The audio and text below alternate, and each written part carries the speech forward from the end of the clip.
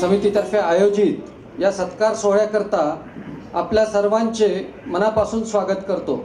आमच्या आयोजन समितीच्या वतीने आज इथे उपस्थित सर्व मान्यवरांचे या सोहळ्याकरता खास मुंबई, पुणे आणि इतरही ठिकाणाहून आलेल्या सर्व मान्यवरांचे आणि डॉक्टर जोशी यांच्या कार्यावर प्रेम करणाऱ्या सर्व सुहृदांचे मी इथे पुनश्च एकदा स्वागत करतो। लगोलग डॉक्टर जोशींची प्रकट मुलाखत सुरू होणार आहे। ही प्रकट मुलाखत नाट्य स्वरूपात आहे आणि अभिरूप न्यायालयाच्या स्वरूपात आहे। याकरता प्रमोद भुसारी यांच्या दिग्दर्शनाखाली आणि अतुल भुसारी, मोहन पांडे इत्यादी कलाकारांच्या सहभागातून हे अभिरूप न्यायालय उभे राहिलेले आहे। आणि या अभिरूप न्यायालयाचे खास वैशिष्ट्य म्हणजे डॉक्टर जोशींच्या प्रेमापोटी खास मुंबईवरून आलेले आपल्या सर्वांचे कुमार केतकरजी इथे आलेले आहेत आणि या अभिरूप न्यायालयात ते न्यायाधीशाची भूमिका पार पाडणार आहेत। तर चला तर आपण या अभिरूप न्यायालयाचा आनंद घेऊया आणि सर्वांनी या दरम्यान जो टाळ्या वाजवून आपल्याला दाद द्यायची आहे आणि या सोहळ्याला एकंदरीत आपण एक छोटी सुरुवात करतो आहे। धन्यवाद, थँक्यू। अभिरूप न्यायालयाच्या पद्धतीने घेणार आहोत। यात न्यायालयाचा किंवा कोणत्याही न्याय व्यवस्थेचा अपमान करण्याचा कोणताही उद्देश नाही आणि यात फिर्यादी आहेत साहित्य सरकार। यात संकल्पना आणि दिग्दर्शन प्रमोद भुसारी। यातील प्रमुख पात्र ॲडव्होकेट भुसारी, अतुल भुसारी, ॲडव्होकेट पांडे, मोहन पांडे, सहकारी राजेश चौडे, अनिल इंदाणी, सहाय्यक प्रमोद भुसारी, मुख्य आरोपी डॉक्टर श्रीपाद भालचंद्र जोशी आणि माननीय न्यायाधीशांच्या प्रमुख भूमिकेत आणि विशेष भूमिकेत कुमार केतकर। तर सहर्ष आणि सविनय सादर करीत आहोत श्रीपाद भालचंद्र जोशी नवे डॉक्टर श्रीपाद भालचंद्र जोशी यांच्यावर रचलेलं हे अभिरूप न्यायालय।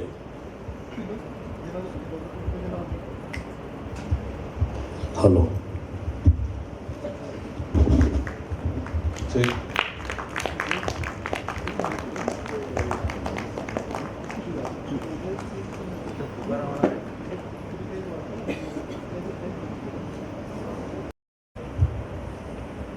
हे आरोपी असल्यामुळे त्यांना न्यायालयाच्या कामकाजात सहभागी होण्यासाठी आपण निर्देश द्यावे। आरोपीला ताबडतोब सादर करा। डॉक्टर श्रीपाद भालचंद्र जोशी हाजीर हो।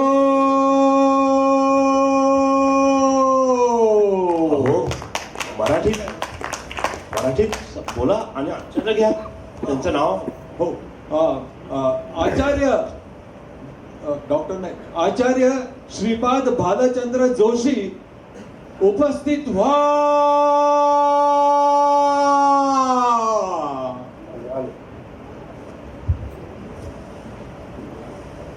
न्यायमूर्ती महोदय, आरोपी आले आहेत। आरोपांनी स्थानापन्न व्हावं।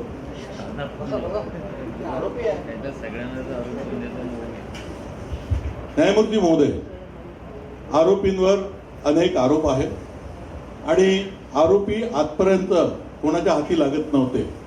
आता ते हाती लागले आणि त्यांच्यावर खटला सुरू करण्यात आलेला आहे आणि खटला आपल्या समोर सादर होत आहे आणि त्या खटल्याचा क्रमांक 75 त्यालाही काही विशेष महत्त्व आहे. तर फिर्यादी हे साहित्य सरकार आहे महोदय, आणि फिर्यादीतर्फे वकील ॲडव्होकेट अतुल भुसारी आणि ॲडव्होकेट मोहन पांडे हे काम पाहत आहेत. वकिलांना बोलवा. वकील साहेब पांडे आणि वकील साहेब भुसारी हाजीर हो. न्यायमूर्ती महोदय, महोदय, आरोपीने आपला वकील घेतलेला नाही, त्यामुळे आरोपीला वकील करण्याची संधी देण्यात यावी. श्रीपाद भालचंद्र जोशी आरोपी यांना आपला वकील सादर करायचा आहे का, असल्यास कोण आहे? नाही, न्यायमूर्ती महोदय, आरोपी आपलं स्वतःचं संरक्षण करण्यास समर्थ आहे. आरोपीला कायदेविषयक सहाय्य घेता येईल, तर आपला काय विचार आहे? नाही, आरोपी स्वतः प्रश्नाची जे काही तपासणी असेल त्याला सामोरं जाईल. मग खटला क्रमांक 75चं कामकाज आता सुरू करण्यात यावं, कारण आरोपीने वकील घेणार नाही असं जाहीर केलेलं आहे. मिलॉर्ड, खटला सुरू होतोय. आपले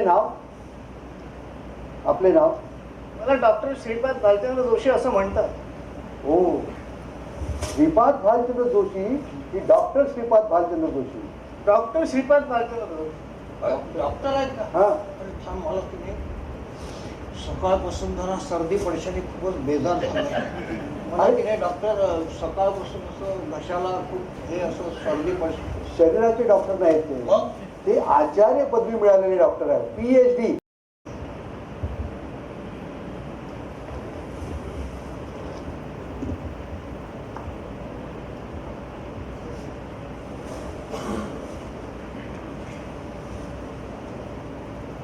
काय म्हणायचं? आपण म्हणावं, देवा शपथ खरं सांगेल. व्यवहार तर विश्वासच नाही.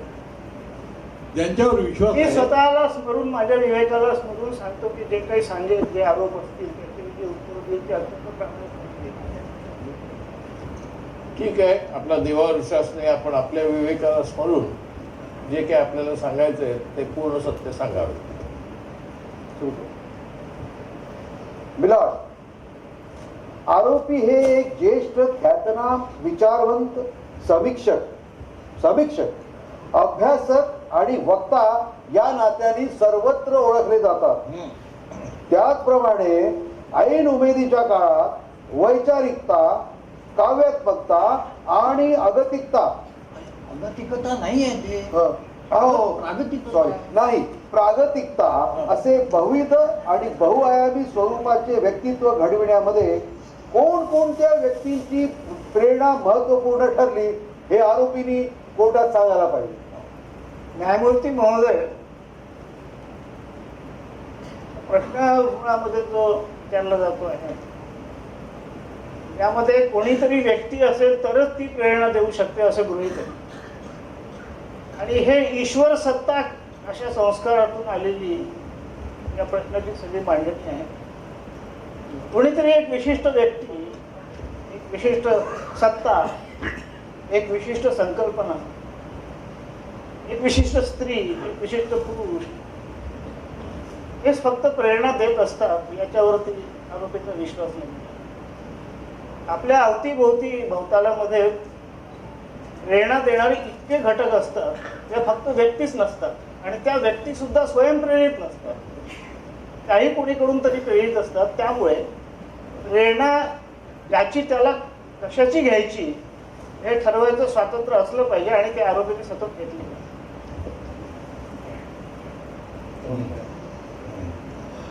मिलॉर्ड, तरुणपणापासून आरोपीला सामाजिक दृष्टी समाजमनस्क आहे. सामाजिक विचारांची जडणघडण होण्यासाठी त्यावेळी त्यांनी कोणती सामाजिक वळवळ त्यांना महत्वाची वाटते? काय सामाजिक वळवळ? काय बोलता काय? नीट वाचा. सॉरी, सामाजिक चळवळ. हा. माफ करा, सामाजिक चळवळ म्हणायचं होतं मला. मुळामध्ये 1950 सालचा जन्म आहे आरोपी क्रमांक 75चा. आणि भारतीय राज्यघटना घेऊन नंतर हा क्रमांक 75 जन्माला आलेला. 50चं दशक जे आहे, माझी जी पिढी आहे, या पिढीचा परवलीचा शब्दच मुळामध्ये सामाजिक बांधिलकी, सामाजिक न्याय, सामाजिक विवेक, सामाजिक जाणीव हा परवलीचा शब्द असलेली ही पिढी आहे. आणि आता मगाशी तुम्ही ज्या प्रेरणांचा उल्लेख केला आणि ज्याचं मी तेव्हा उत्तर देण्याचं टाळलं, त्याचं उत्तर आता देतो की या पिढीच्या ज्या प्रेरणा आहेत, या ही पहिली अशी पिढी आहे की जिने एकाच वेळेला बैलगाडीपासून तर चांद्रयानापर्यंत एवढा मोठा झपाटा AI पर्यंत एवढा मोठा परिवेश तंत्रज्ञानाचा, माणसांचा, मानवी मूल्यांच्या जपणुकीसाठी आलेली राज्यघटना, समतेसाठी आलेली, सगळ्या प्रकारच्या हक्कांसाठी आलेली, अधिकारांसाठी आलेली, स्वातंत्र्यासाठी आलेली, व्यक्तीच्या मुक्ततेसाठी आलेली, त्या राज्यघटनेच्या शब्द घेऊनच शोषण करण्यापर्यंत आलेला समाज सुद्धा याच पिढीने बघितला. त्या काळामध्ये या पिढीच्या ज्या प्रेरणा होत्या त्या आजही होत्या. आरोपी क्रमांक 75ची होत्या.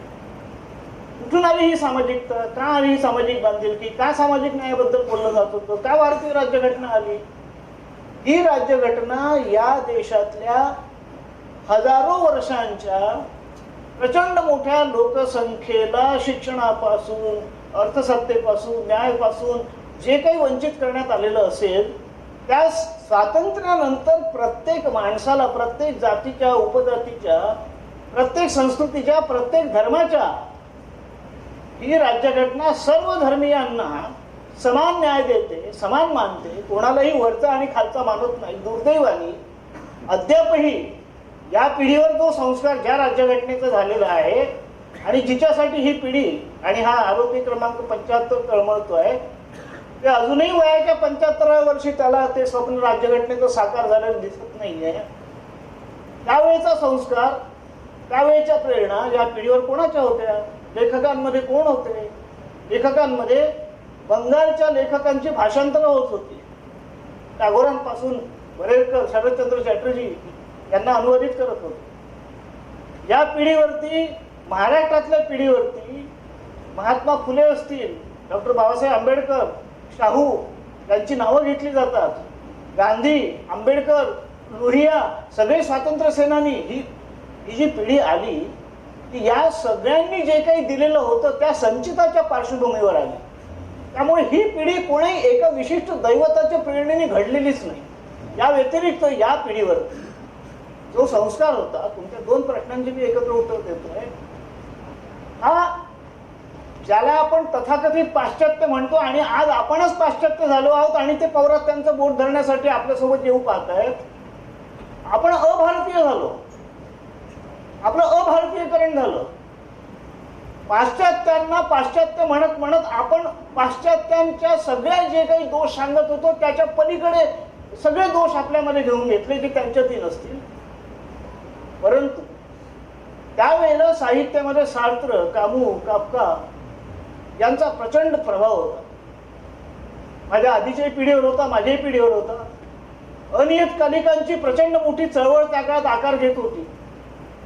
त्यातले सगळे जे लिटल मॅगझिनचं बंड होतं, भाषेचं बंड होतं आणि हे बहुजनांच्या अभिव्यक्तीच्या भाषेचं बंड होतं आणि ते समतेसाठीचं बंड होतं. तसं संतांचं होतं.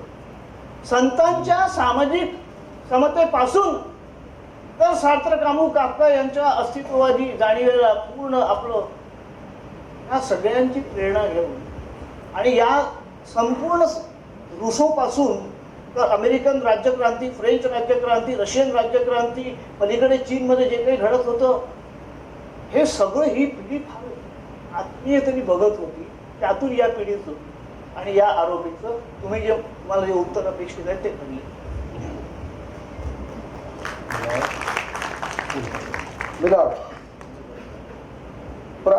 प्रागतिकता हे आपल्या व्यक्तिमत्वाचे अतिशय महत्वाचे अभिन्न अंग आहे. महाराष्ट्रातील प्रगतिशील जाणीवांचे ज्येष्ठ लेखक विचारवंत अशी आपली ओळख आहे. प्रगतिशील लेखक म्हणून आरोपीची जडणघडण कशी झाली हे आरोपी म्हणून आपण विदित करावे. भुसारी वकील, हं, मी की नाही प्रगतिशील शेतकरी ऐकलं हं. पण प्रगतिशील लेखकही असतात. अहो नाही, त्यांचं व्यक्तिमत्व, आरोपीचं व्यक्तिमत्व कसं फुललं हा, हे पाहायचं. जा तुम्ही तिकडे, तिथे उत्तर देतात. संयुक्त महाराष्ट्राची चळवळ जी होती ती घडताना बघत होतो लहानपणी.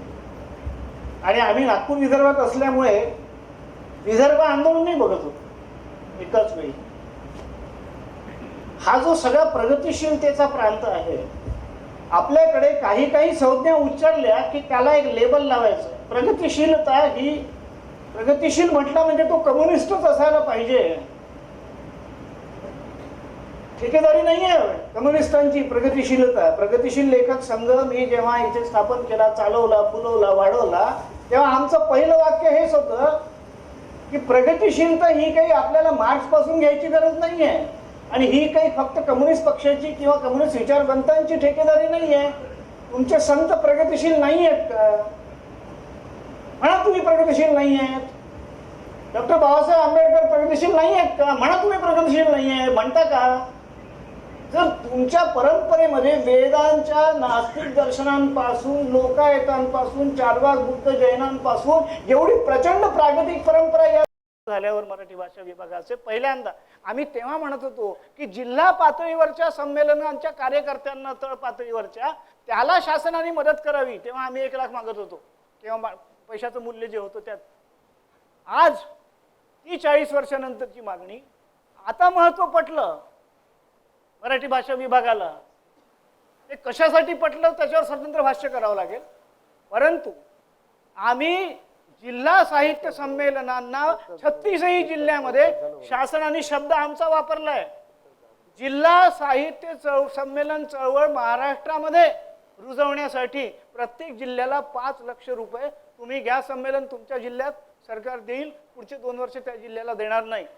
ही खूप मोठी सांस्कृतिक क्रांती ठरू शकते जर जिल्हा पातळीवरच्या संवेदनशील कार्यकर्त्यांनी त्या संमेलनामध्ये भाषा साहित्य संस्कृतीच्या अंगाने समाज आणि भाषा साहित्य संस्कृती यांचं नातं जर नीट विकसित केलं तर या महाराष्ट्रामध्ये जे सांस्कृतिक परिवर्तन आपण अपेक्षा ज्याची करतोय त्याचं हे एक मोठं साधन आहे. त्याच्यासाठी आम्ही केलं. आम्ही संमेलनाच्या व्यासपीठावर मिरवण्यासाठी केलेलं नाही. भुसारी साहेब, हं, तुमचे प्रश्न संपले का? हो, संपले. माझे तर संपले आहे. थकलो नाही. मी काय म्हणतो, हां, मला खूप थकल्यासारखं वाटतं. हां, पुष्कळ प्रश्न झाले. हां. आता कोर्ट त्याचं जे काम करायचं आहे, न्यायाधीश ते करत जाईल. हां. मी काय म्हणतो, आपण संध्याकाळी थोडंसं बारमध्ये बसायचं का? काय काय बोलताय काय? बार मध्ये? हो, बारमध्ये सगळेच तर वकील बसतात तिथे.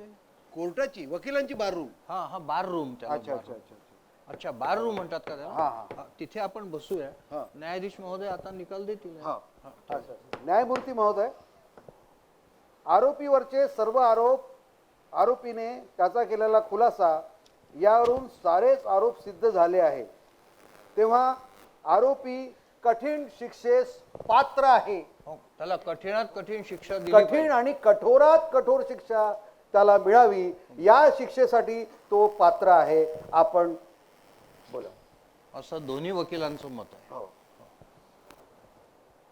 न्यायमूर्ती म्हणून माझ्या प्रदीर्घ कारकिर्दीमध्ये मला असा आरोपी कधीही भेटला नाही. आणि हल्लीच्या वातावरणात तर आपण पाहतोच आहोत, हल्ली आरोपी हे साधारणपणे गुणवानच असतात आणि जे आरोप करणारे असतात ते अवगुणवाले असतात. हे सध्या आपण सगळीकडे पाहतोय. आणि आत्ताच ह्या घडीला मी ज्यावेळी बोलतोय त्यावेळेला असे कित्येक गुणवान आरोपी प्रत्यक्षात तुरुंगात आहेत, त्यांना जामीनही मिळालेला नाही. हे सध्याचं वातावरण लक्षात घेता ह्या आरोपीला या गुणांसाठी आरोपी केलं जावं ही एक माझ्या मते सुदैवाची गोष्ट मानायला लागेल. त्यामुळे न्यायमूर्ती म्हणून माझ्या प्रदीर्घ कारकिर्दीमध्ये असा आरोपी माझ्यासमोर आला हे मी माझं भाग्यच मानतो. हे आरोपी श्रीपाद भालचंद्र जोशी हे मराठी भाषेतले ज्येष्ठ कवी, समीक्षक, विचारवंत, पत्रकार आणि वक्ता म्हणून प्रसिद्ध का आहेत हे ज्यांनी हे आत्ता त्यांचं आरोपी असताना दिलेलं उत्तर ऐकलं त्याच्यावरनं त्यांना कळलंच असेल.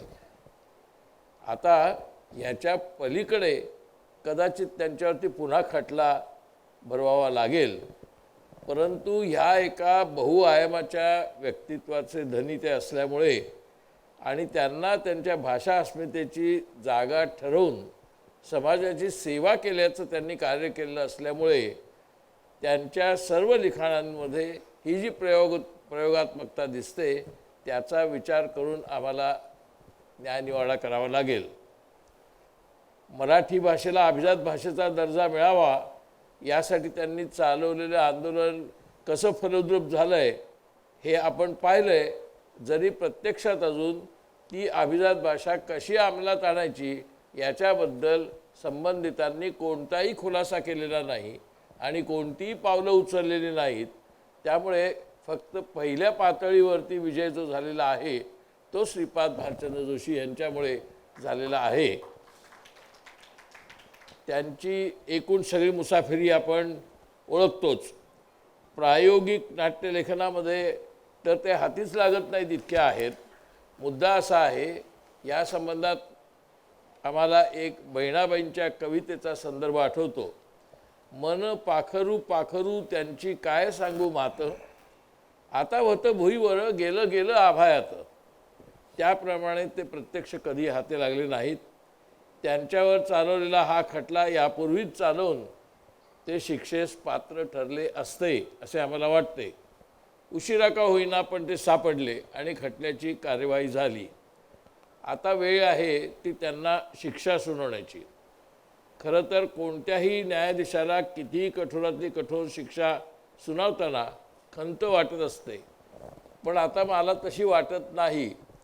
कारण पुण्याला एका मोटारीचा अपघात करून एका माणसाचा मृत्यू करणाऱ्या माणसाला त्या कोर्टाने एक निबंध लिहायला सांगितलेला होता कठोर शिक्षा म्हणून.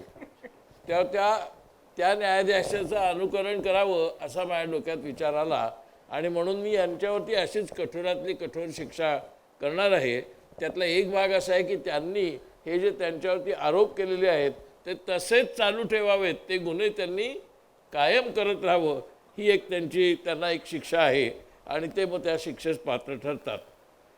शिवाय त्यांच्यावरच्या सर्व आरोपांची आणि आरोपीच्या भाष्याची दखल घेऊन त्यांचा एक भव्य सत्कार नागपुरामध्ये केला जावा अशी आज्ञा कोर्ट देत आहे आणि त्यांचा सत्कार समारंभ याच ठिकाणी सादर व्हावा असेही कोर्टाला वाटते. हा कार्यक्रम झाल्यावर तो सत्कार व्हावा. त्यांना अजून एक वेगळ्या प्रकारची शिक्षा द्यायची कल्पना आम्हाला वाटते. ती म्हणजे त्यांना एका तराजूत बसवावे. नाहीतर आपण पाहिले बड्या बड्या राजकीय पुढाऱ्यांची हल्ली तराजूत बसवून सोन्याची नाणी वगैरे टाकून डॉलर टाकून सुद्धा केली जाते मोजमाप. आपण यांची तराजूमध्ये जी टाकायची आहेत ती पुस्तकं टाकायची, नाणी नाहीत आणि डॉलर नाहीत. आणि यांचं वजन आता किती कमी आहे त्यामुळे फार कमी पुस्तकं तिकडे जाण्याची शक्यता आहे. तरीसुद्धा त्यांची ग्रंथतुला करावी असं न्यायालयाला वाटतं. त्यांची सामाजिक आणि साहित्य सांस्कृतिक जाणीव लक्षात घेता इतरही मौल्यवान ग्रंथांनी त्यांना तोलून धरावं असं आम्हाला वाटतं. या सुनावलेल्या 2 शिक्षा ज्या आहेत म्हणजे सत्कार समारंभ आणि ग्रंथतुला या एकाच वेळी भोगायच्या आहेत. त्यामुळे तो त्याचाच भाग असा करता येईल. आजन्म लिहितं राहून त्यांनी सामाजिक जाणीवा जागरूक करण्याचा प्रयत्न करावा आणि तो अधिकाधिक जास्त वेगाने करायला लागणार आहे, अधिकाधिक तीव्रतेने करावा लागणार आहे. इतकं त्यांनीच सांगितल्याप्रमाणे देशाचं आत्ता अवमूल्यन झालेलं आहे, सांस्कृतिक अवमूल्यन झालेलं आहे. ते देशाचं सध्याचं सांस्कृतिक अवमूल्यन पाहता श्रीवा जोशींना कमीत कमी पुढची 25 वर्ष तरी हे कार्य करावं लागणार आहे. तेव्हा ती 25 वर्ष त्यांना कार्य करायला संधी मिळावी असे म्हणून मी माझे न्यायपत्र संपवतो. तेवढा ठोकून कोर्टाची कार्यवाही संपली. कोर्टाची कारवाई संपली. या कार्यक्रमामध्ये निर्मिती सहयोग या समारंभाचे मुख्य संयोजक आणि समन्वयक ॲडव्होकेट प्रफुल्ल समर्थ होते आणि या निर्मिती सहयोगामध्ये प्रश्नकर्ते म्हणून डॉक्टर प्रमोद मुनघाटे, डॉक्टर कोमल ठाकरे, डॉक्टर शैलेंद्र लेंडे, प्रमोद कुमार अणेराव, डॉक्टर मुंडे, राजेंद्र मुंडे यांनी या ठिकाणी सहकार्य केलं आहे. त्यांचे आभार.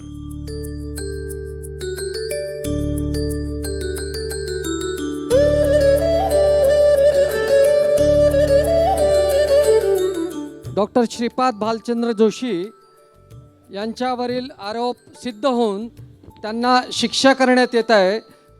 त्याप्रमाणे आता त्यांची ग्रंथतुला होणार आहे. या ग्रंथतुलेचं आपण साक्षीदार व्हावं अशी आम्ही सर्वांना विनंती करतो आहे. धन्यवाद. पाळलेली आहे आणि प्रकाश योजना किशोर बत्तासे यांनी सांभाळलेली आहे. हां, आणि सगळ्यात नाही आणि कधीच न्यायदानाचं काम न केलेले आमचे वरिष्ठ न्यायमूर्ती डॉक्टर कुमार केतकर साहेब आहेत आणि आम्हाला मार्गदर्शनही त्यांनी वेळोवेळी केलं आणि त्याप्रमाणे म्हणून आम्ही हे सारं या वेगळ्या पद्धतीनं करत आलो.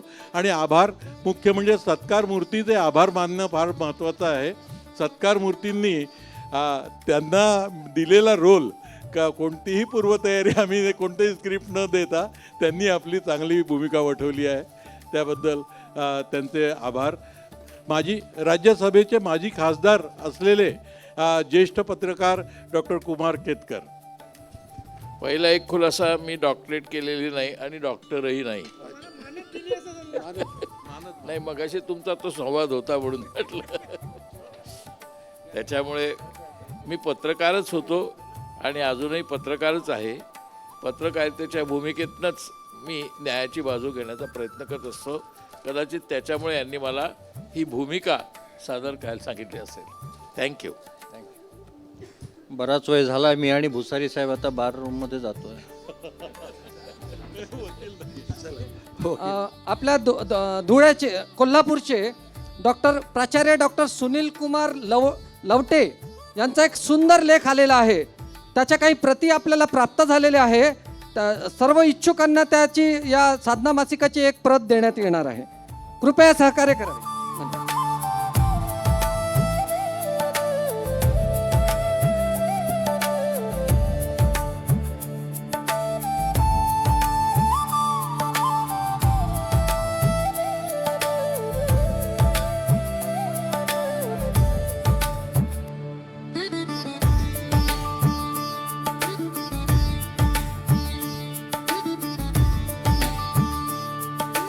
डॉक्टर श्रीपाद भालचंद्र जोशी सत्कार समितीचे अध्यक्ष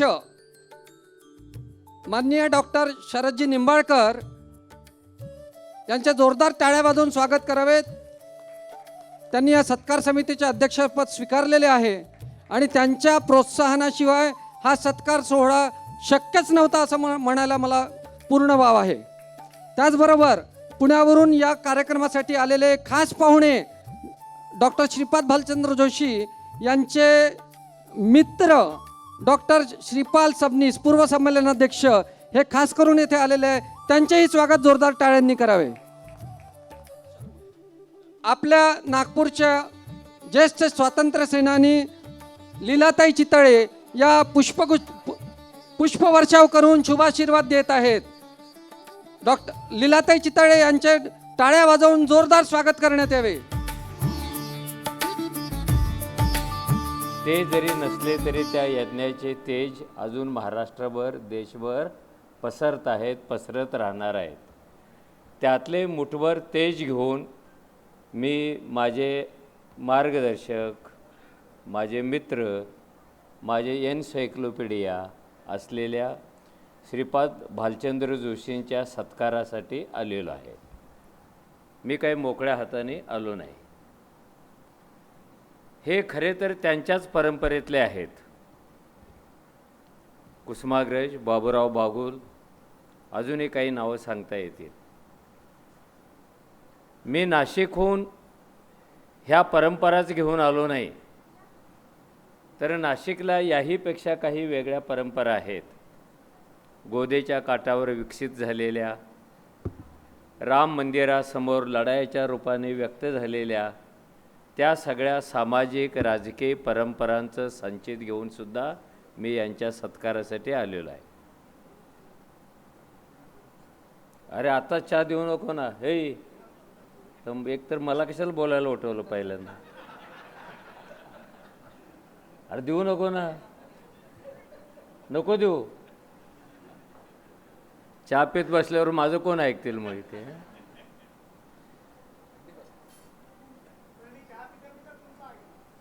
हा तर तुम्हाला अलाउडच आहे ना, सत्कार मूर्ती असल्यामुळं आता तुम्हाला काही बंधन नाही आज. मित्रहो, आजचा जो समारंभ आहे तो वयाची 75 वर्षे पूर्ण केलेल्या कोणा एका व्यक्तीचा सत्कार आहे असं मला वाटत नाही, तर तो महाराष्ट्रातल्या साहित्याच्या परिवर्तनातील एका मोठ्या कालखंडाचा सत्कार आहे. तो प्रबोधनाच्या कालखंडाचा पण सत्कार आहे. तो एका बेडर आवाजाचाही सत्कार आहे. आणि सातत्याने वयाची 75 वर्षे महाराष्ट्राला अधिक शहाणं करणं, त्याला विचाराचे डोळे देणं, त्याला चिंतनाचे डोळे देणं आणि त्याच्यासाठीची किंमत चुकती करणं, अशा एका कालखंडाचा पण हा सत्कार आहे. त्यामुळं हा व्यक्तीचा सत्कार आहे असं मला कधीच वाटलं नाही. महाराष्ट्रामध्ये गेल्या काही वर्षापासून वेगळ्या वेगळ्या प्रकारच्या उणिवा जाणवतात. त्या मराठी साहित्यात पण जाणवतात, त्या वैचारिक क्षेत्रात पण जाणवतात. की आज आपण विचारलं तर मराठीमध्ये साक्षेपी, अभ्यासू, स्पष्ट असे समीक्षक किती असतील? समीक्षक भरपूर आहेत, पण असे समीक्षक किती असतील? तर त्यांची नावं हाताच्या बोटावर मोजता येतील एवढीच आहेत. आणि त्या बोटामध्ये मधलं बोट वाटावं असे आमचे मित्र आहेत.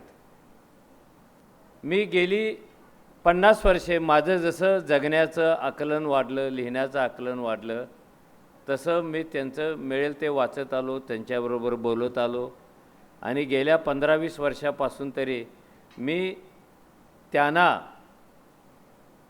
श्रीपाद जोशींना माझा एक सर्व विषयांचा ते कोश आहेत अशा पद्धतीनं मी त्यांच्याशी संबंध ठेवून आलेलो आहे. एनसायक्लोपीडिया आहेत. आणि माझेच नव्हे तर महाराष्ट्राचे ते एनसायक्लोपीडिया आहेत.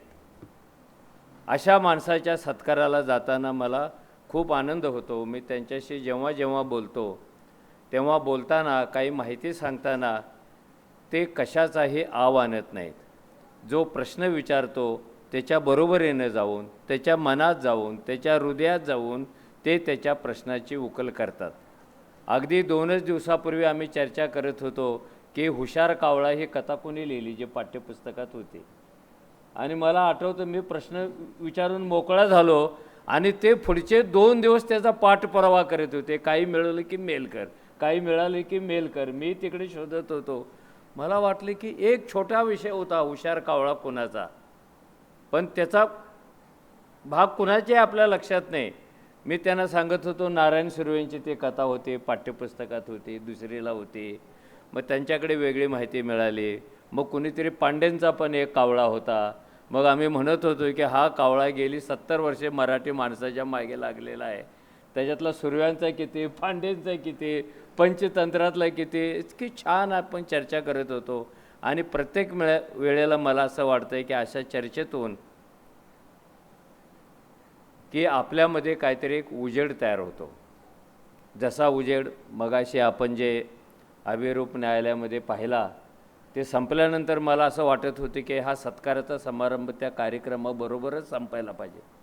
इतकं सुंदर विवेचन ते करत होते आणि आपल्याला कुठे कुठे कुठे फिरवत होते. त्यांच्या जीवनामध्ये तर फिरवत होते, पण जीवनाच्या पलीकडच्या मोठ्या पटावर सुद्धा ते आपल्याला घेऊन जात होते. असे खूप माणसं कमी आहेत,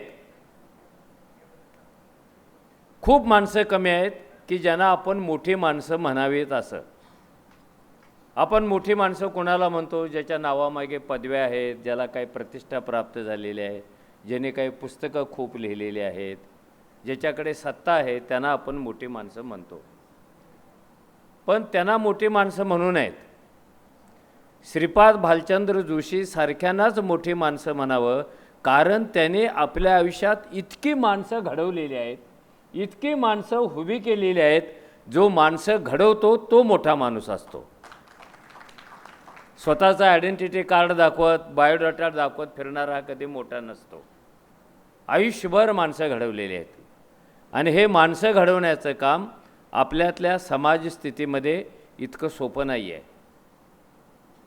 परवा आम्ही अजून एका गोष्टीवर चर्चा केली आणि ते म्हणत होते की जोशी आडनाव असलेला माणूस दलित कविता कशी काय लिहितो, याच्यावर आम्ही चर्चा करत होतो. त्यांनी सुंदर आठवण सांगितली नारायण सुर्वेंची, की नारायण सुर्वे यांनी यांना एक टोपण नाव दिलं होतं, ते दलितांचं नाव होतं.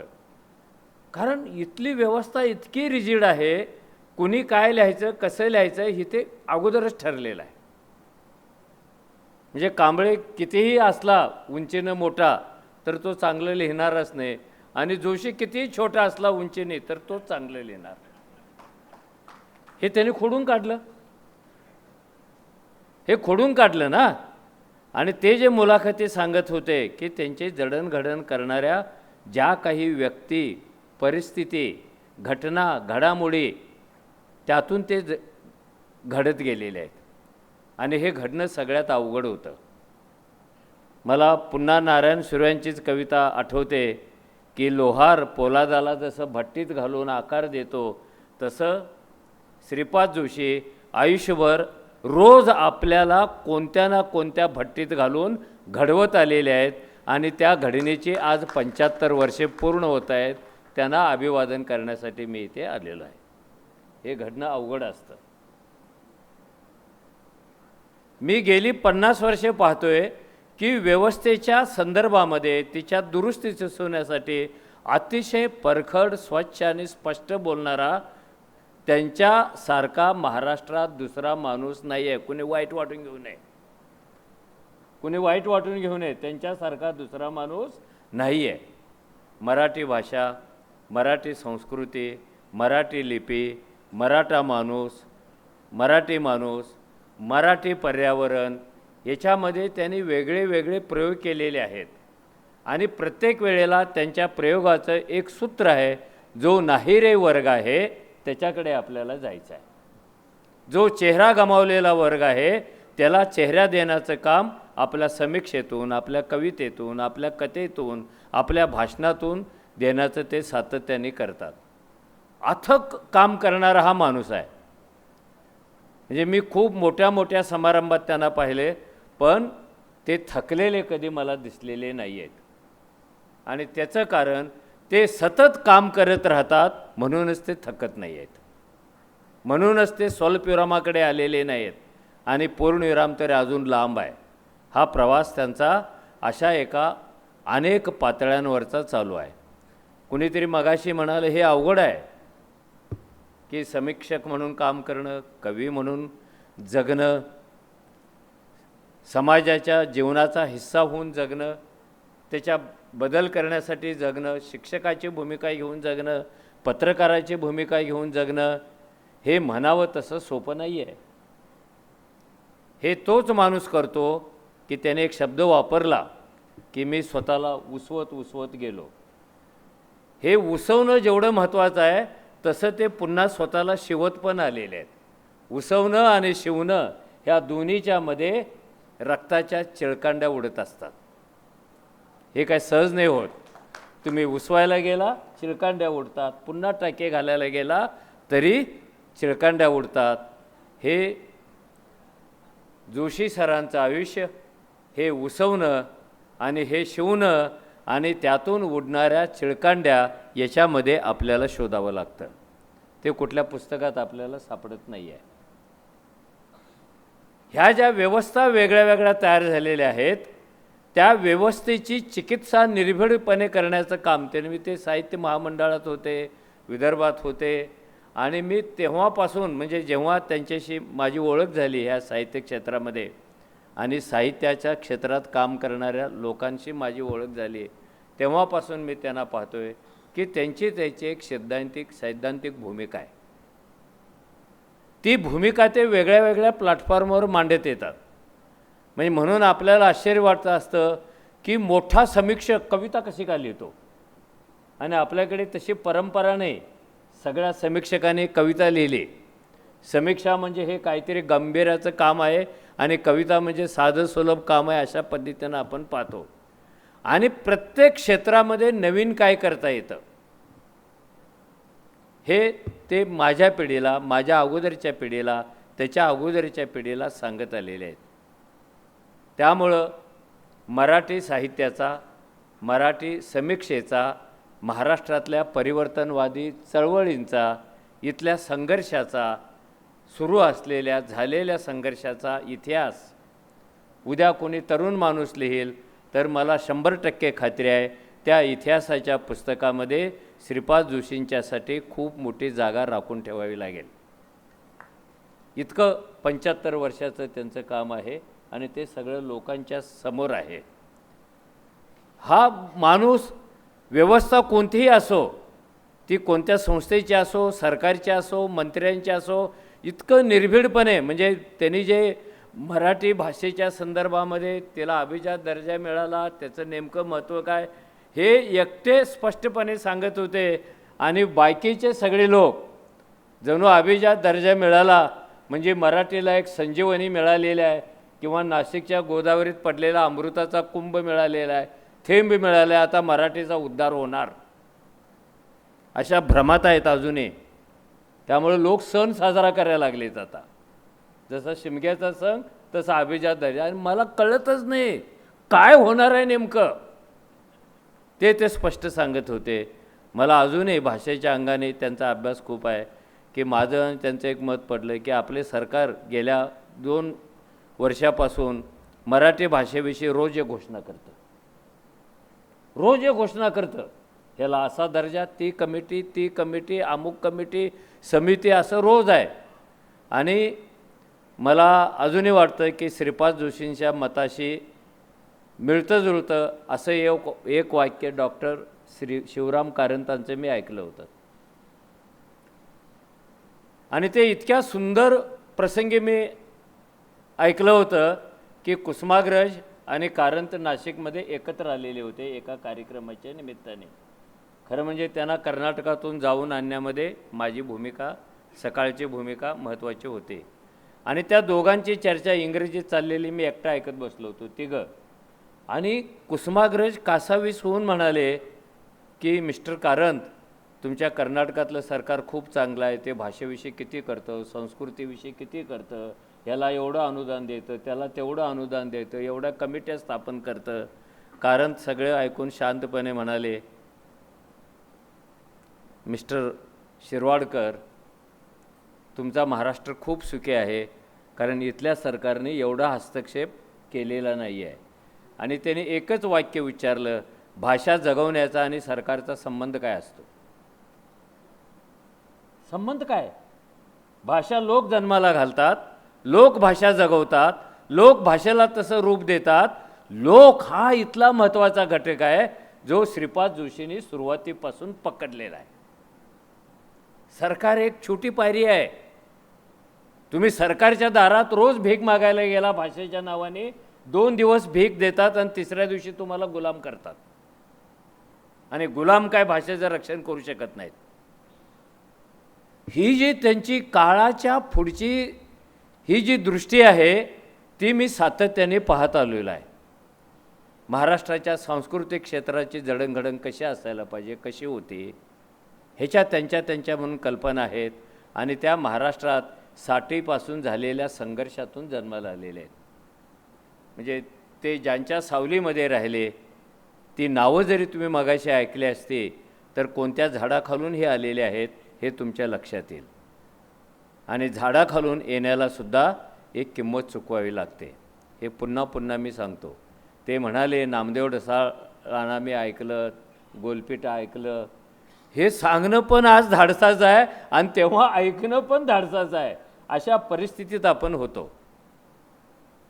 मी असं म्हणेन की महाराष्ट्रातली एक प्रबोधनकाराची मोठी परंपरा आपल्याला होती. ती मध्यंतरी खंडित झाल्यासारखी दिसत होते आणि झाली आहे म्हटल्या तरीसुद्धा काही वावगं ठरणार नाही. पण त्या प्रबोधनाच्या ज्या काही पाऊलखुणा 80 नंतर 90 नंतर आपण पाहायला लागलो, ते दाभोळकर असतील, ते पानसरे असतील, ते अजून कोणीतरी असतील, तर त्यांच्या पाऊलखुणा ज्या आहेत त्याच्याच शेजारी श्रीपाद भालचंद्र जोशी यांची एक पाऊलखूण ठसठसीतपणे आज आपण पाहतो आहोत. हे कोणता माणूस करू शकतो? एकाच वेळेला 3 काळात कोण चालतो? एकाच वेळेला 3 पिढ्यांना आपला खांदा कोण देतो? तो असाच माणूस देतो की आपलं जे सगळं 75 वर्षाचं कार्य आहे त्या कार्यातून आपल्या जीवनामध्ये, आपल्या करिअरमध्ये एक सुद्धा लाभाचा पार्ट मिळणार नाही अशी खात्री करून जो जगत असतो तोच हे करत असतो. आणि त्यात हे आपले जोशी आहेत. त्यांचा सत्कार केला, मला बोलवलं, याचा मलाही खूप आनंद वाटला. आणि मी लवकर हो म्हणालो. रावसाहेब कसबे पण येणार होते माझ्याबरोबर. त्यांचंही तिकीट काढून पाठवलं होतं, पण त्यांची तब्येत ठीक नसल्यामुळं ते येऊ शकले नाहीत. पण रावसाहेबांनी सांगितलं माझ्या वतीनं पण त्यांना खूप खूप शुभेच्छा दे. मी येऊ शकलो नाही. मी आलो असतो तर त्यांचं खूप चांगलं कौतुक केलं असतं. कारण ही सगळी जी मंडळी आहे की त्यांनी मला पण त्यांच्यामध्ये सामावून घेतलेलं आहे.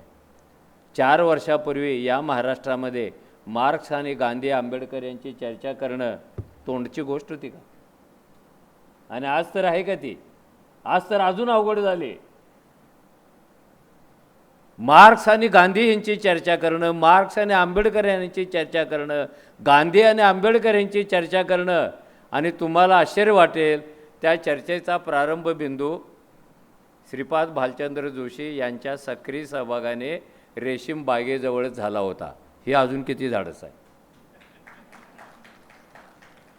मला बरं का तुमचं इतकं कुतूहल वाटतं आणि नेहमी मला असं वाटत असतं की ही ऊर्जा तुम्ही कुठून आणत असता, कुठून आणत असता. आणि ही ऊर्जा तिथूनच येते जी माणसं माणसाचा तळ गाठण्यासाठी खोल खोल खोल प्रवास करतात, पुन्हा पुन्हा उड्या मारतात, तळ गाठण्याचा प्रयत्न करतात. तिथल्या सगळ्या विवंचना, तिथले अश्रू, तिथलं दारिद्र्य, तिथली विषमता ही घेऊन पुन्हा पुन्हा वर येतात, त्याचं विश्लेषण करतात, त्याचा समीक्षक बनतात. तोच माणूस हे सगळं करत असतो.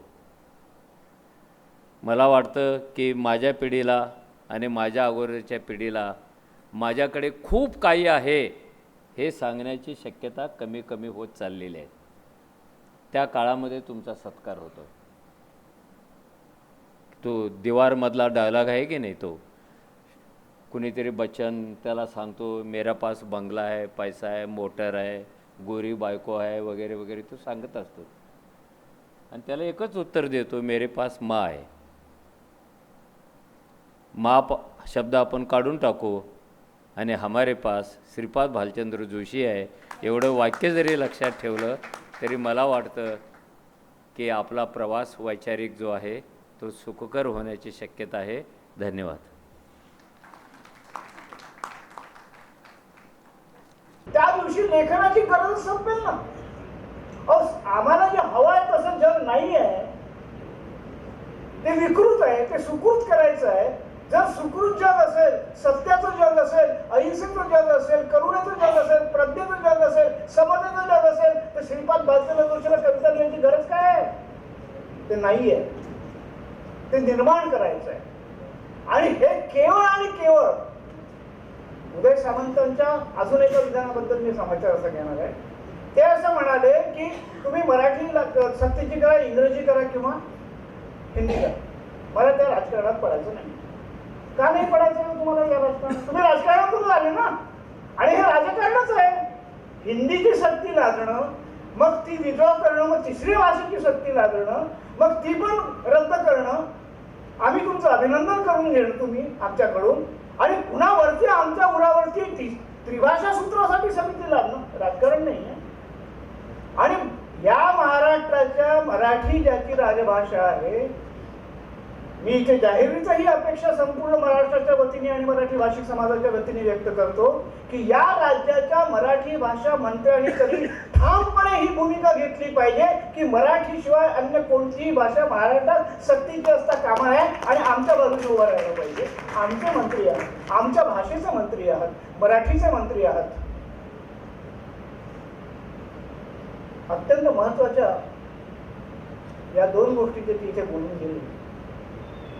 तिथे उदय सामंत आहे की अजून कोणी त्या नावांना ते अर्थ नाही, ते राज्याचे प्रतिनिधी आहेत आणि त्यांचे काय कंपल्शन्स आहेत त्यांच्या राजकारणाच्या हे आपल्या सगळ्यांना नीट कळतं. त्यांची म्हणजे जो माणूस खरोखरच आतून प्रामाणिक असेल तर त्यालाही कळतंय की आपण विधानं करताना किती दिशाभूल करतोय सरकार म्हणून जनतेची.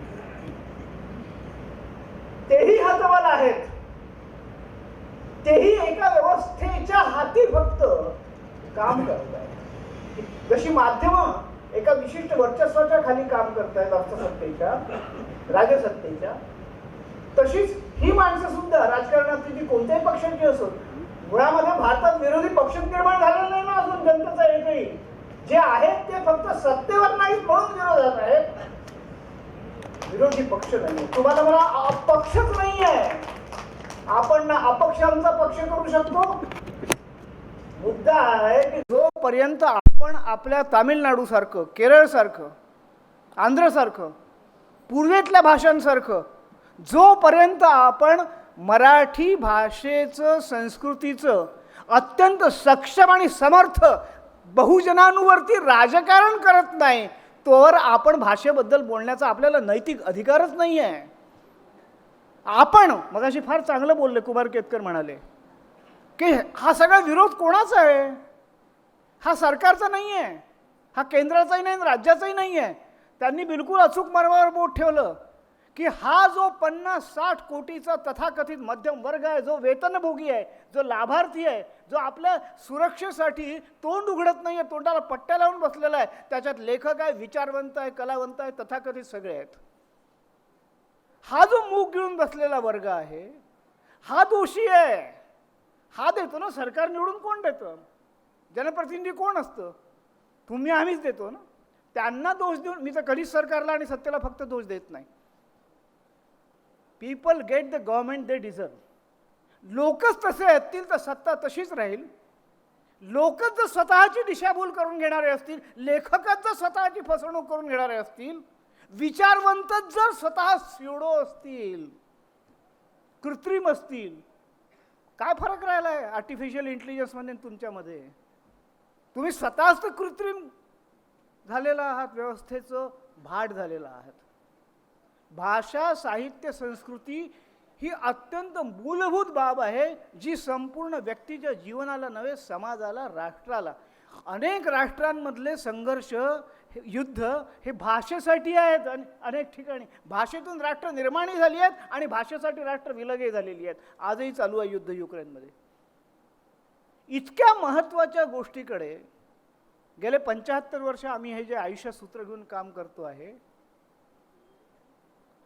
हे सूत्र प्रत्येका भाषिकाच्या मनामध्ये रुजल्याशिवाय माझी भाषा मी आईची, मावशीची, बहिणीची, भावाची उपकधी देत नाही. भाषा ही भाषा आहे, संस्कृती ही संस्कृती आहे, ती लोकांची आहे. सरकारचा याच्याशी काडीचाही संबंध नाही. सरकारचा हस्तक्षेप याच्यात जितका जास्त वाढत गेला तसतसं भाषा, साहित्य, संस्कृती संमेलनं हे आपण सत्ताश्रयी, धनिकाश्रयी ठेवत, गहाण ठेवत गेलो आणि आपण फक्त लाभार्थी झालो. लेखकाचा वर्ग, विचारवंतांचा वर्ग हा कृतिशील असायला पाहिजे. क्रांती आणि परिवर्तन हे विचारांनी होत नाही, तत्त्वज्ञानांनी होत नाही, सिद्धांतांनी होत नाही, ते प्रत्यक्ष कृतीने होतं. म्हणून कार्यकर्ता लेखक, कार्यकर्ता कवी, कार्यकर्ता विचारवंत हा महत्त्वाचा असतो. हा जो आपण सत्कार करता आहात हा त्या कार्यकर्त्याचा करता आहात, हा त्या कृतिशीलतेचा करता आहात, हा त्या विचारशीलतेचा करता आहात, हा त्या प्रागतिकतेचा करतात आणि हा त्या समाज ताळ्यावर आणू इच्छिणाऱ्या अशा तळमळीच्या आणि कळमळीच्या सगळ्यांचा एक प्रातिनिधिक सत्कार करतायत असं मी समजतो आणि त्याबद्दल पुन्हा एकदा कृतज्ञता व्यक्त करतो. धन्यवाद.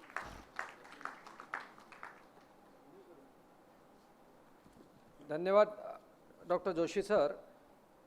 या सत्काराला अत्यंत उचित आणि समर्पक उत्तर त्यांनी दिलेलं आहे.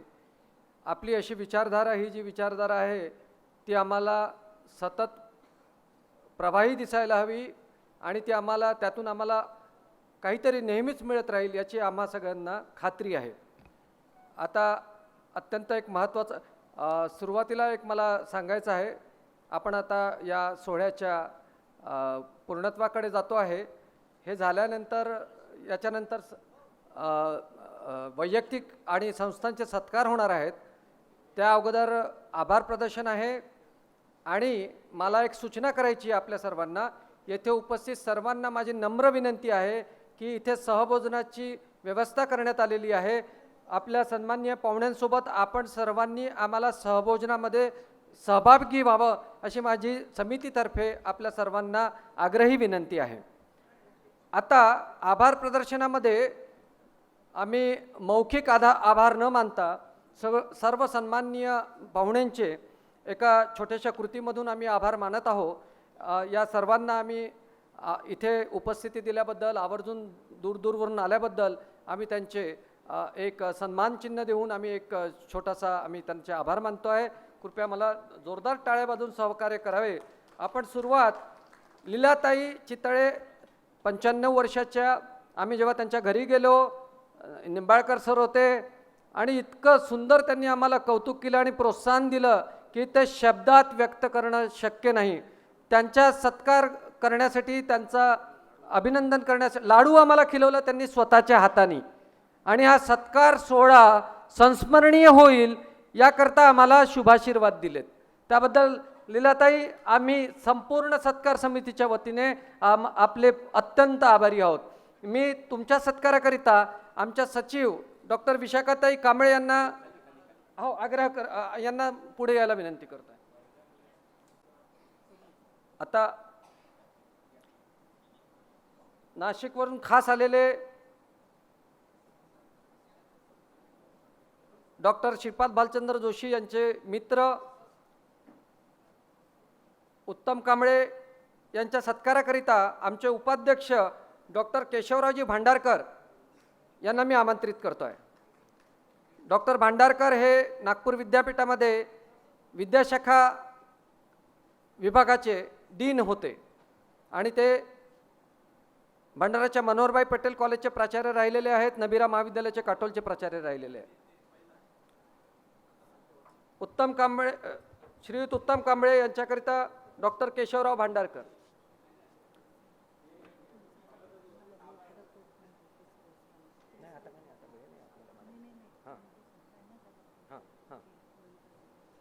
आता एक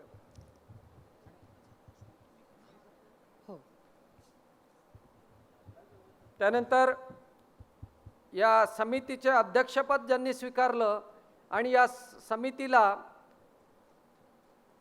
एक वेगळी ऊर्जा दिली, या कार्यक्रमाच्या, या सोहळ्याच्या सफलतेकरिता वेळोवेळी आम्हाला प्रचंड प्रोत्साहन दिलं आणि नेहमी वातावरण हलकं फुलकं ठेवलं.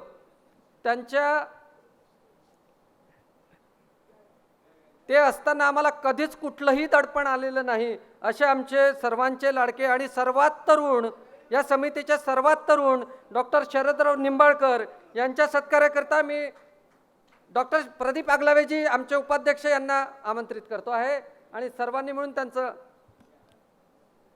या सर येऊ द्या. सर आगलावे सरांना येऊ द्या. सर्वच भावना शब्दात मांडता येत नाही, सर्वच भावना शब्दात बांधल्या जात नाहीत आणि मग आधार घ्यावा लागतो, कधी पापण्यांचा, कधी ओठांचा, तर कधी या उबदार शालींचा सुद्धा.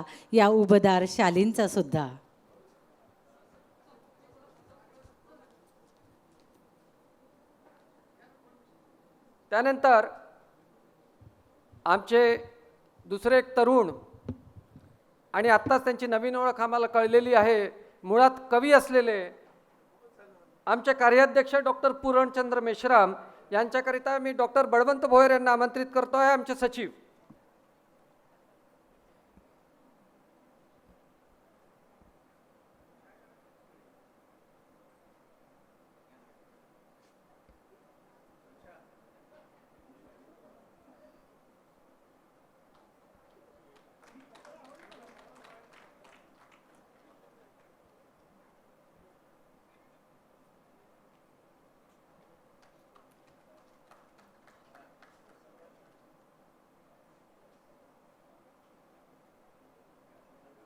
यानंतर या सत्कार समितीचे अध्यक्ष डॉक्टर शरद निंबाळकर सर यांचं स्वागत प्रफुल्ल समर्थ सर करतील अशी हां अच्छा ॲडव्होकेट प्रफुल्ल समर्थ सरांचं स्वागत समितीचे अध्यक्ष डॉक्टर शरदराव निंबाळकर सर करतील अशी मी त्यांना विनंती करते.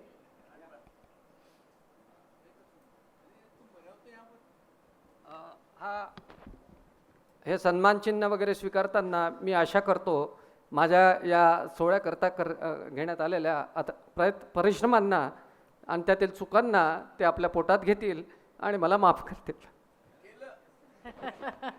सर भावुक झाले आहेत. खरं म्हणजे या प्रयत्नांनंतर काही चुकेल का, काही क्रम चुकेल का, इतकी मोठी मोठी दिग्गज माणसं इथं आहेत आणि हे सारं करताना खरं म्हणजे ही धडधड होतेच आणि ती धडधड स्पष्ट करण्यालाही हृदय लागतं. ती धडधड त्यांनी इथे स्पष्ट केली.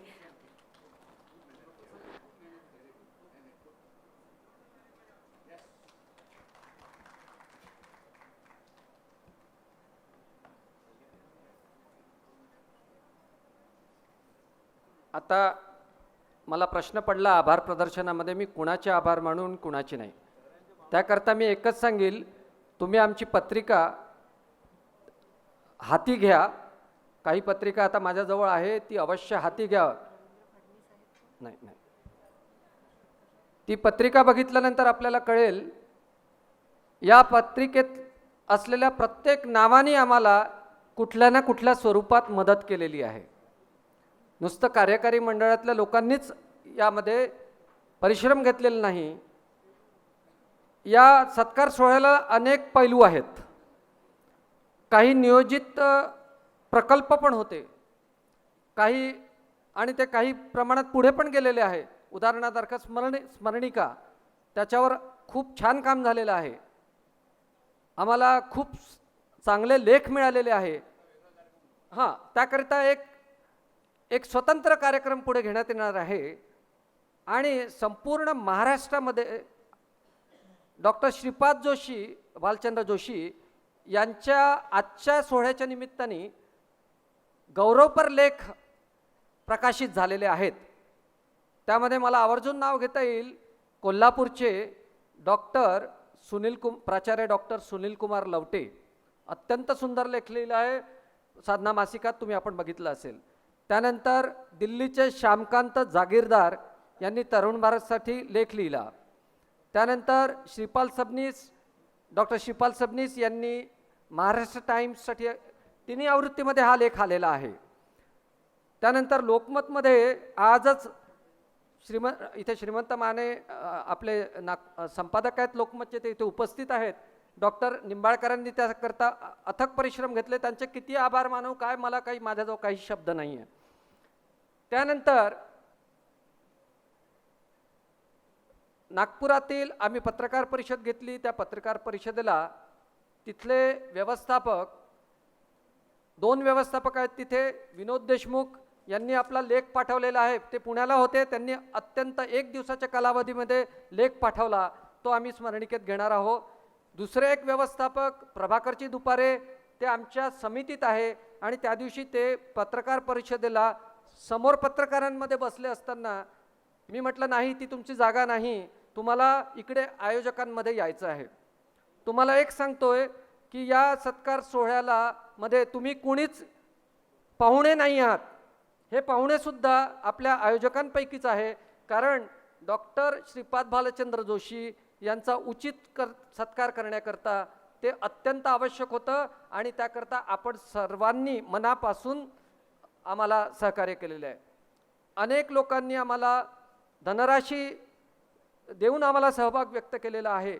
त्या सर्व देणगीदारांचे आम्ही मनापासून आभार व्यक्त करतो.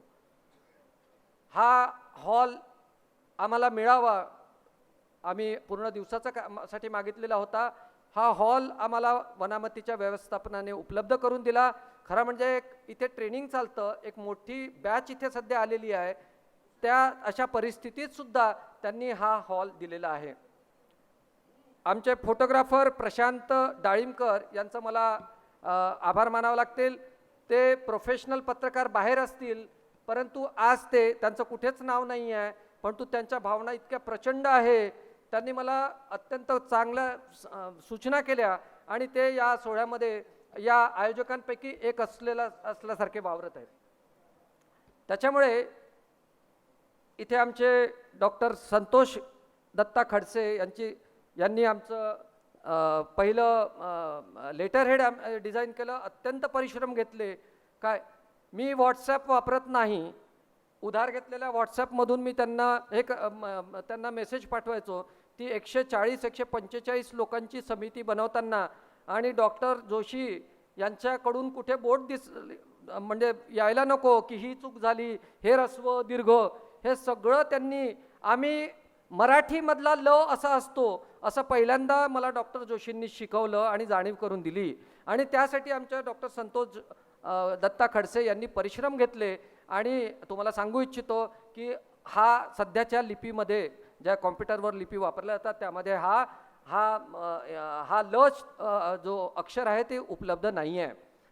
आणि म्हणून आणि आज या सोहळ्याकरता ते स्वतः इथे आलेले आहेत. त्यांची 4 दिवसापासून तब्येत नव्हती, त्यामुळे मला त्यांचे आभार मानणं फार अत्यंत आवश्यक आहे. आमचे इथले इलेक्ट्रिशियन लक्ष्मणजी यांचेसुद्धा मला आभार मानायचे आहेत. याचप्रमाणे इथले कॅटरर, त्यांचे प्रतिनिधी जाधव, अशा अनेकांची मला आता नावे घेता येईल. आणि या सर्व ज्ञात अज्ञात लोकांचे आभार मानून मी जाहीर करतो की हा सोहळा पूर्ण झालेला आहे. आता इथून सत्काराला सुरुवात होते आहे. आणि पहिल्या सत्काराचा मान तुम्ही बघितलं, खास वर्धेवरून आलेले आपले 79 वर्षाचे दुसरे तरुण व्यक्ती. आणि तुम्हाला सांगतो 23 ऑगस्टच्या कार्यक्रमाला खास आले. आणि त्या दिवशी आम्ही एक मीटिंग घेतली, त्यावेळेला एक आपले गजाननजी आले. त्यावेळेलाच आम्हाला कल्पना आली की आपला हा सोहळा अत्यंत सुंदर होणार आहे. आज तुम्ही बघितलं ग्रंथतुलेसाठी त्यांनी किती मेहनत घेतली. याचसोबत प्रकट मुलाखतीमध्ये मला प्रमोद भुसारी आणि त्यांची संपूर्ण टीम, विशेषतः त्यांचे बंधू अतुल भुसारी, परवापर्यंत ते काय मोठ्या एका नाट्याच्या याच्यामध्ये सहभागी होते आणि त्यांनी 2 दिवसामध्ये हा नाट्यमय अभिरूप न्यायालय घेतलं. मला वाटतं सर्वांनी त्यांच्यासाठी, सर्व टीमसाठी पुन्हा एकदा जोरदार टाळ्या द्याव्या. डॉक्टर भुसारी यांच्याकरता जोरदार टाळ्या द्याव्या अशी मी विनंती करतो.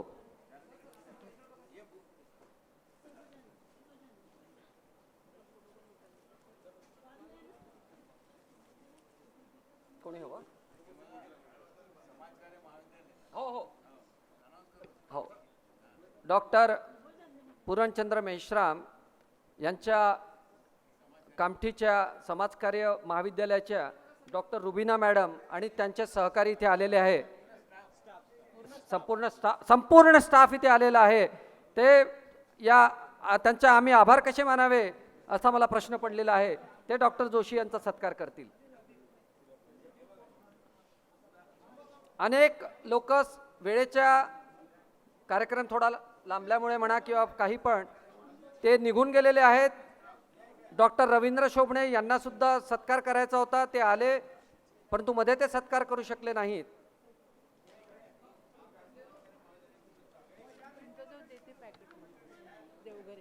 अच्छा, तुम्ही आहात का? अरे मला माहिती नव्हतं, तुम्ही माझी ओळख नसल्यामुळे ना, तर मी तुमच्या हातून आता हे सगळ्यांचं सुरू आहे ना, देऊ ना मी. आता सगळ्यांचं सुरू आहे ना.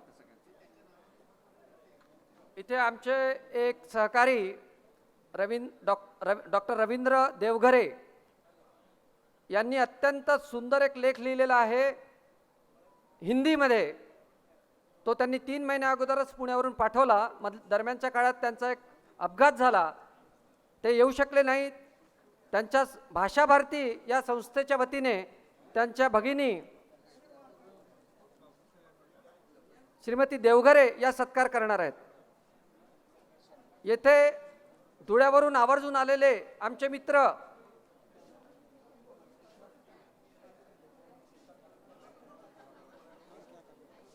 अविनाश पाटील, महाराष्ट्र अंधश्रद्धा निर्मूलन समितीचे माजी अध्यक्ष, कार्याध्यक्ष, ते आवर्जून धुळ्यावरून आले. त्यांचे मी आभार व्यक्त करतो. थँक्यू.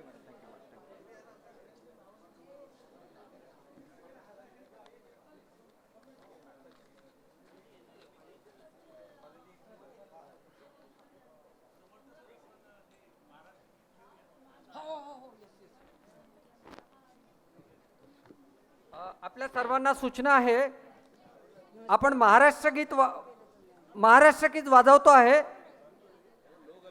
नहीं कुछ नहीं होता, चलना दो. हाँ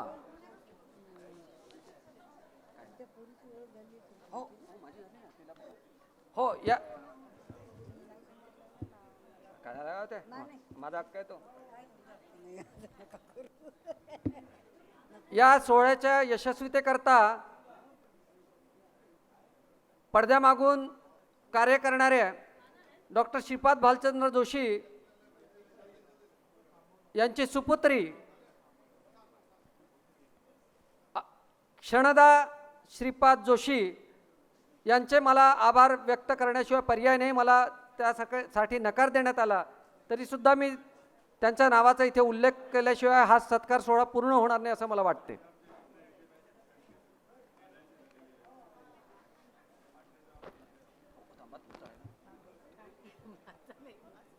या सोहळ्याच्या सूत्रसंचालनाकरता अत्यंत कमी कालावधीत अत्यंत सुंदर असं सूत्रसंचालन करण्याकरता डॉक्टर जा ना तुम्हाला बोलत आहे. हां डॉक्टर नाही जा डॉक्टर प्रतिभाताई कोकाटे यांचे कौतुक करावे तेवढे कमीच आहे. आणि त्यांनी अत्यंत कमी कालावधीमध्ये या सोहळ्याच्या सूत्रसंचालनाकरता संपूर्ण मेहनत करून हे सूत्रसंचालन केलं. त्याकरता मी त्यांचे वैयक्तिकरित्या आभार व्यक्त करतो.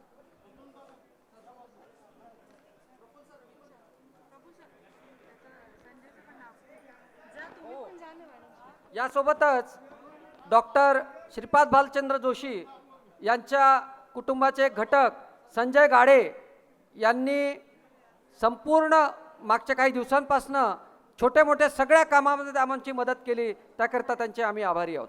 चला आपण